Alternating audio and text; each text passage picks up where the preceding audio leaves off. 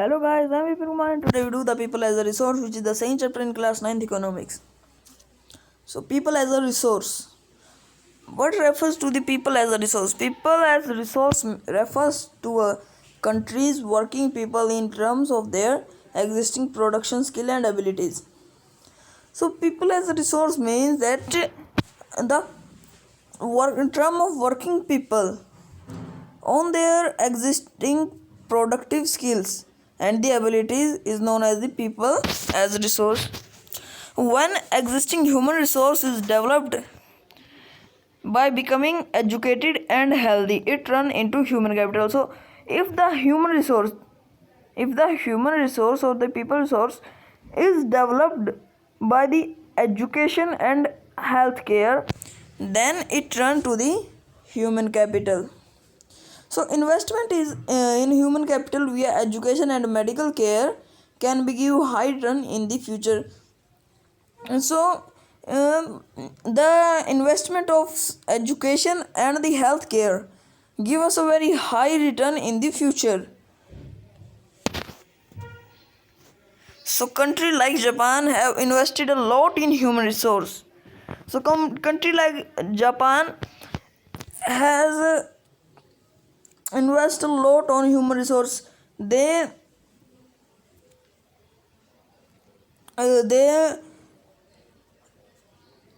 develop or they give attention also they give attention to the healthcare and the education of the peoples of their country. They do not have rich natural resources, but still they are developed nation.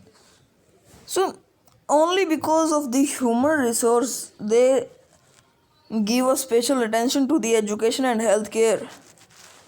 They known as or they still have a developed nation, and the resources and the natural resources are there is no much like there are no coal like mines.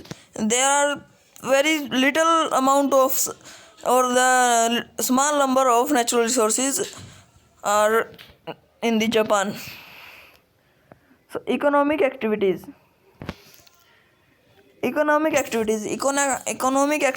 refers to those activities of men which are undertaken for a monetary gain or to satisfy his or her wants. So what is an economic activity? Economic activity refers to that the activity which is undertaken of a monetary gain or to satisfy his or her wants. So the activity of workers, farmers, shopkeepers, manufacturer, doctor, lawyer, taxi driver, etc. fell in this category. So it means that the workers they do not work for them. They work for the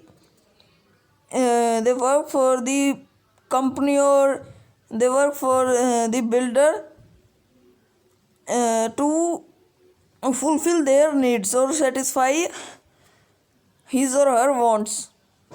Like manufacturer only not manufacture something for him, he manufactures something for the peoples and people buy them. So and like doctor is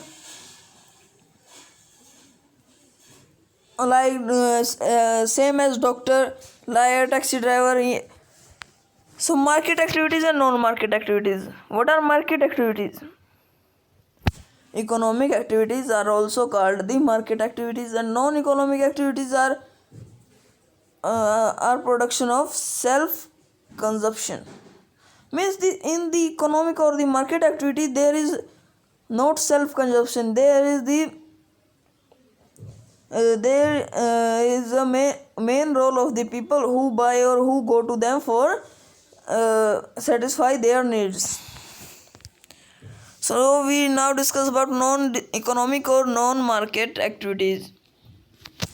Non-economic activities are ones that are not undertaken for any monetary gain. These are also called the unpaid activities. For example, puja path, housekeeping, helping the poor and disabled, etc. So in non-economic activity there is like social service, in which they have no pay or they have no salary for the things they do, like puja path, housekeeping, helping the poor or disabled. So classification of economic activities. Now we classify the economic activities. So various economic activities can be classified into three main sectors, that are primary sector, secondary sector and tertiary sector. So the primary sector includes activity like forestry, agriculture, animal husbandry, fishing, poultry, farming and mining. These are come in this primary sector. These all like which are related to the agriculture or animal husbandry, fishing, like this type of activities are known as primary sector activities. So in this sector, goods are produced by exploiting nature. It means that the goods are produced by the help of the nature. And in the secondary sector, manufacturing, small or large, and construction activities are included. It means in this sector, some manufacturing or constructing activities are included. Like if a builder construct a house, it is into the secondary sector activity. The tertiary sector, also called service sector.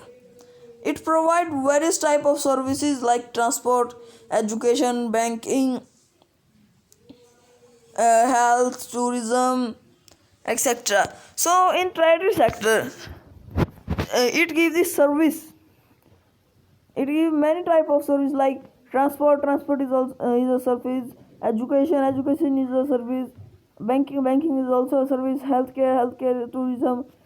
In India, traditionally there is division of labor between men and women. So in India, there is division between the labor of men and women. So activity of women. What type of activity done by the women? So women generally look for domestic affairs like cooking of food, washing clothes, cleaning utensils, housekeeping, and look after children. So generally, women in our India traditionally generally women are work for domestic affairs like cooking of food, washing of clothes, cleaning the house, housekeeping, and looking after her children's. So human capital. What is human capital? Human capital is the stock of skill and productive knowledge embedded in human beings. So like if anyone is skilled in the making of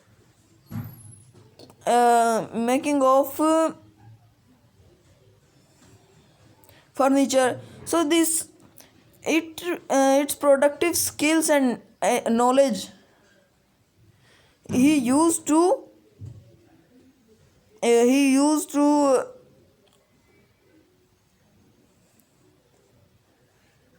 he used to provide some facilities to people and earn some money. So this is a human, it included in a human capital. So population, human being become human capital when it is provided with better education, training and healthcare facilities. So when a human being when human being provide with better education, training and healthcare, then it will be human capital. So qualities of population. Now we discuss our qualities of population. The qualities of population depend upon the literacy rate. Like expectancy and skill formation acquired by people of the country. Role of education in a human capital. So what is the role of education in a human capital?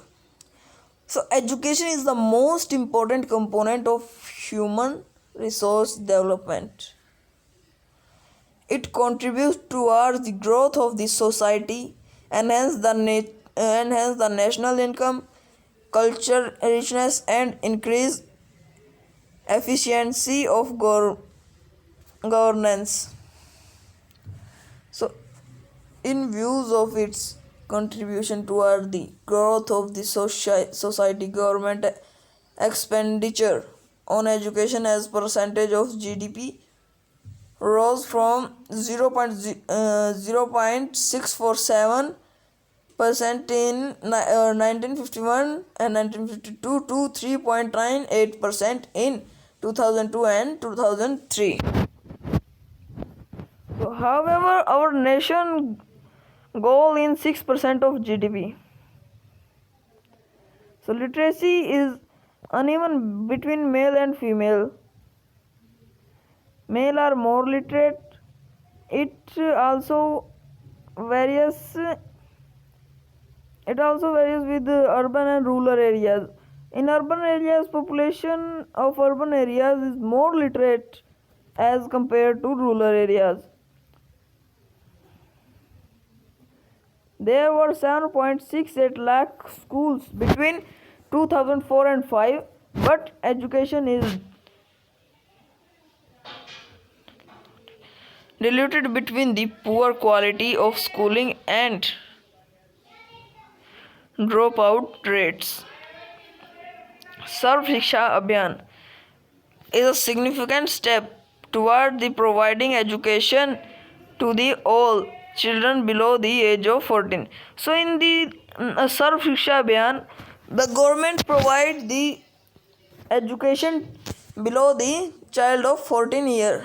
It means it provide the primary education to the children's or elementary education to the children. Health.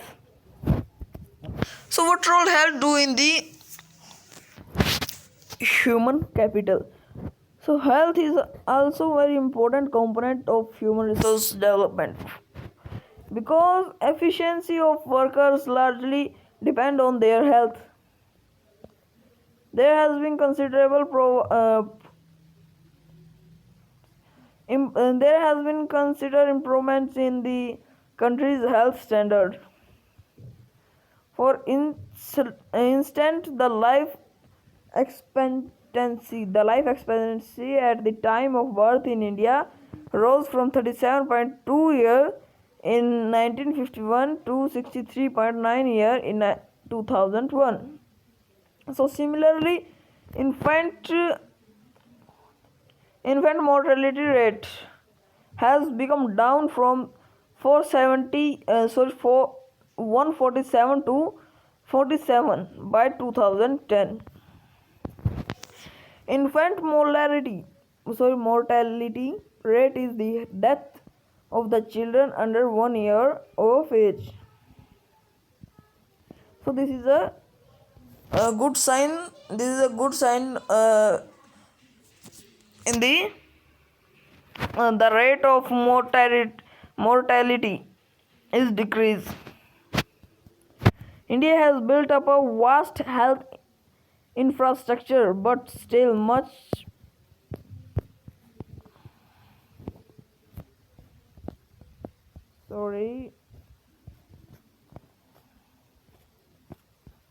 where I am. Yes. Women's. So we are here. So India has built up a vast health infrastructure, but still much more is needed to be done. In India, there is a India built a very vast health infrastructure, but still there is a need to development of this infrastructure. Unemployment. Now we talk about unemployment. Unemployment is said to exist when people who are willing to work at the prevailing wages rates cannot find jobs. So, what is an unemployment? Unemployment is the people who are capable of doing work, who are capable or willing to do the work. They cannot find the job as the prevailing wages. They cannot find the job at the wages they are willing, or they have to do like that. So when we talk about unemployment, we refer those who are under the who are in the age group of 15 to 59, because the children below the 15 year of age and the older about 60 are not considered, while country the number of unemployment, because under the 15 year of age the children have to educate himself or understand the things betterly. So, and upon the 59 year of age, any human being to be any human considered as the old to do the work, because at the age of like 60 the capability of human to do work is going down. So nature of unemployment in India, there is two type of unemployment in India: seasonal unemployment. First, seasonal unemployment, which occurs when people fail to get work during some month of the year during off season, like in the agriculture. The laborers for the agriculture are not found the work for some months when after or before the harvesting and after the shedding. So at between they do not found the work. So this is a seasonal unemployment. So farm laborers usually face this kind of problems. Distinguish unemployment in another kind of unemployment found in rural areas. Such kind of problem arise due to the excessive pursuit of population on agriculture. So the second type of unemployment is disguised unemployment, refer to the situation where in the number of workers in a job is more than actually required to do. If any job or if any work require only 5 workers to do that work, and we hire the 8 workers at the same wage, so at the same wages we give the same money to the 5 worker and we give the same money to the 8 worker. So this is when we hire the 8 workers, then it will be disguised unemployment. The extra number of workers are disguisedly unemployed. Increasing in unemployment is an indicator of depressed economy. So consequences of unemployment. What are the consequences of unemployment? So unemployment led to wages of manpower wastage. So unemployment led to the wastage of manpower resource. Unemployment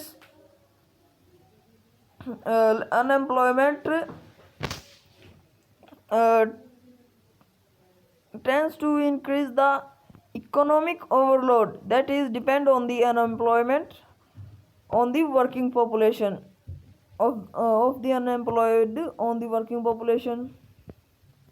And third point, unemployment may lead to increasing in social unrest and tension. So these are the three consequences of unemployment. So firstly, uh, unemployment is led to the wastage of manpower. Secondly, unemployment increase the pressure, increase or overload the economy, which are depend on of dependence of the unemployment on the working population. So the unemployed person is not capable of earning money, so he or she was dependent on the working population, so it leads to the overload in economy or increasing the pressure of the economy. And third point, unemployment may leads to increasing social unrest and tension. So if any person is unemployed, so it leads to the social unrest and tension. So if you like my video, please subscribe to our channel and press the bell icon for taking my all the updates. Thank you. Have a nice day. Bye bye.